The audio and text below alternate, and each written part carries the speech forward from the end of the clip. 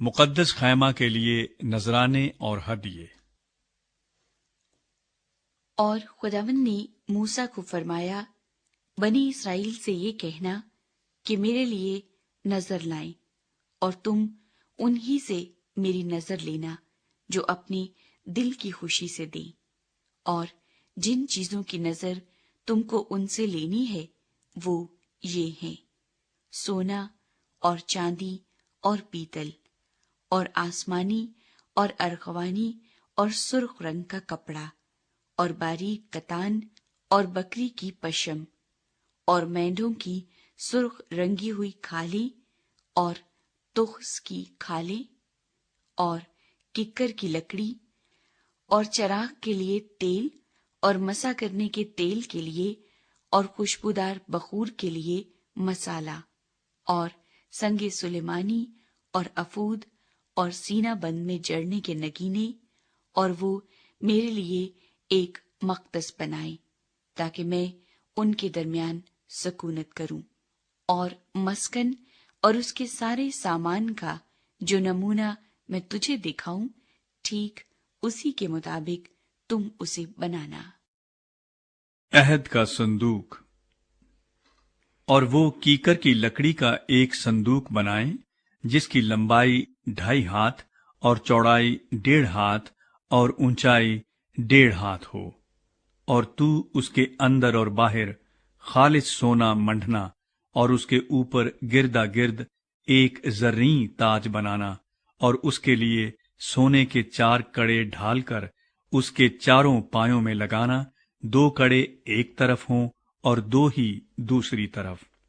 और कीकर की लकड़ी की चोबें बनाकर उन पर सोना मंडना, और इन चोबों को संदूक के अतराफ के कड़ों में डालना कि उनके सहारे संदूक उठ जाए।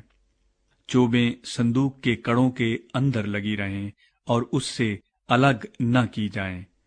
और तू उस शहादत नामे को जो मैं तुझे दूंगा उसी संदूक में रखना, और तू कफारे का सरपोश खालिस सोने का बनाना जिसका तूल 2.5 हाथ और अरज 1.5 हाथ हो।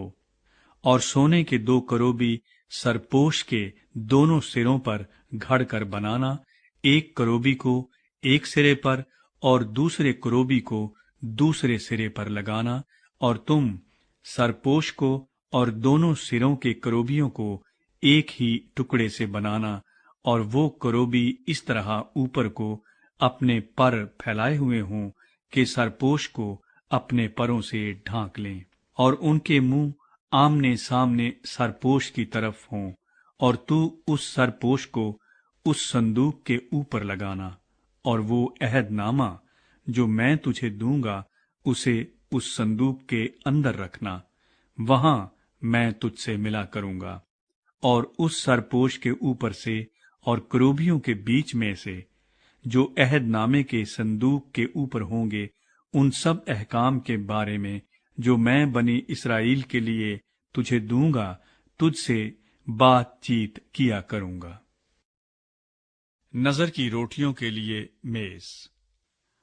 और तू 2 हाथ लंबी और 1 हाथ चौड़ी और 1.5 हाथ ऊंची कीकर की लकड़ी की एक मेज भी बनाना, और उसको खालिस सोने से मंडना, और उसके गिरदा गिर्द एक जरी ताज बनाना, और उसके चौगिर्द 4 उंगल चौड़ी एक कंगनी लगाना, और उस कंगनी के गिरदा गिर्द एक जरी ताज बनाना। और सोने के 4 कड़े उसके लिए बनाकर उन कड़ों को चारों कोनों में लगाना, जो चारों पायों के मुकाबिल होंगे।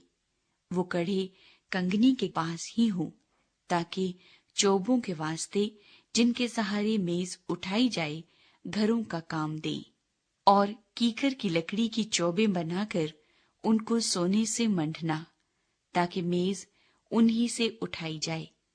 और तू उसके तबाक और चमचे और आफताबे और उंडेलने के बड़े बड़े कटोरे सब खालिस सोने के बनाना।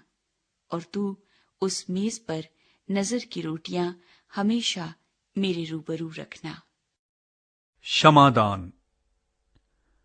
اور تو خالص سونے کا ایک شمعدان بنانا، وہ شمعدان اور اس کا پایا اور ڈنڈی سب گھڑ کر بنائے جائیں، اور اس کی پیالیاں اور لٹو اور اس کے پھول سب ایک ہی ٹکڑے کے بنے ہوں، اور اس کے دونوں پہلوؤں سے 6 شاخیں باہر کو نکلتی ہوں، 3 شاخیں شمعدان کے ایک پہلو سے نکلیں اور 3 دوسرے پہلو سے۔